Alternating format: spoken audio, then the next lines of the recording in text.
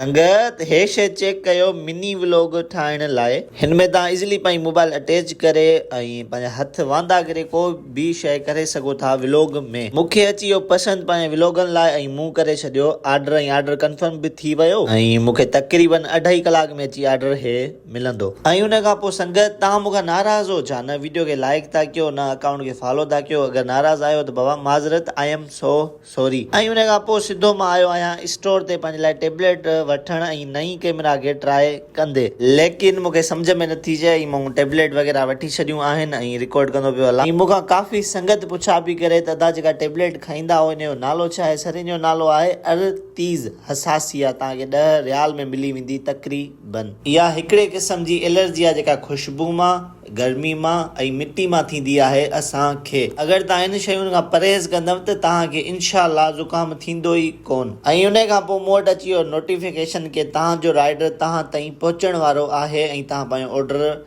Receive करे था सघो। मां चयो ठीकु आहे, एॾी त फास्ट डिलीवरी आहे सऊदी अरबिया में। मां तव्हांखे छा ॿुधायां संगत, को बि प्रोडक्ट ऑर्डर कयो 2 खां 2.5 कलाक में तव्हांजे हथ में। कुझु ई टाइम पहिरां मूं ऑर्डर कयो ऐं ऑर्डर मूंखे मिली बि वियो। एॾी फास्ट डिलीवरी। हाणे हिनखे कंदासीं असां इन बॉक्स पंहिंजे बरोचाणे स्टाइल में। ऐं हे शइ कम जी आहे लेकिन थोरी महांगी आहे। अगरि तव्हांखे वठणी आहे तव्हां पंहिंजी मर्ज़ी आहे मालिक हो, लेकिन मूंखे त सुठी लॻी ऐं मां काफ़ी व्लॉगनि में हिनखे यूज़ बि कंदुमि ऐं तव्हांखे रिज़ल्ट बि ॿुधाईंदुमि। ऐं हिनखे कढंदासीं असां खोखे मां ऐं ॾाढो एक्साइटमेंट बि हुई मूंखे, छो जो मां कुझु ॾींहं पहिरां ई मतिलबु कि सोचे छॾियो की हे वठंदुमि। छो जो रोज़मर्रा जी ज़िंदगी में ऐं मिनी व्लॉग लाइ जेको डेली रूटीन सां ठाहे थो हुन में ॾाढे कम जी शइ आहे। ऐं खोखे में काफ़ी वज़न आहे लेकिन शइ सुठी हूंदी आहे सऊदी अरबिया में।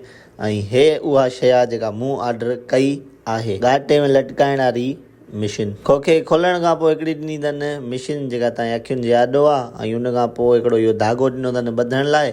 ऐं उन खां पोइ हे शइ ॾींदा आहिनि तव्हां मोबाइल जे पोयां लॻाए था सघो। ऐं हिकिड़ो कवर ॾिनो अथनि। बाक़ी हिननि जा जेके उबता सुबता डॉक्यूमेंट आहिनि ऐं सफ़ाई लाइ हे कपिड़ो। बाक़ी इनशाला तव्हांखे ॿिए कंहिं व्लॉग में यूज़ करे ॾसींदुमि। बसि वीडियो खे कयो लाइक। अल्लाह हाफ़िज़।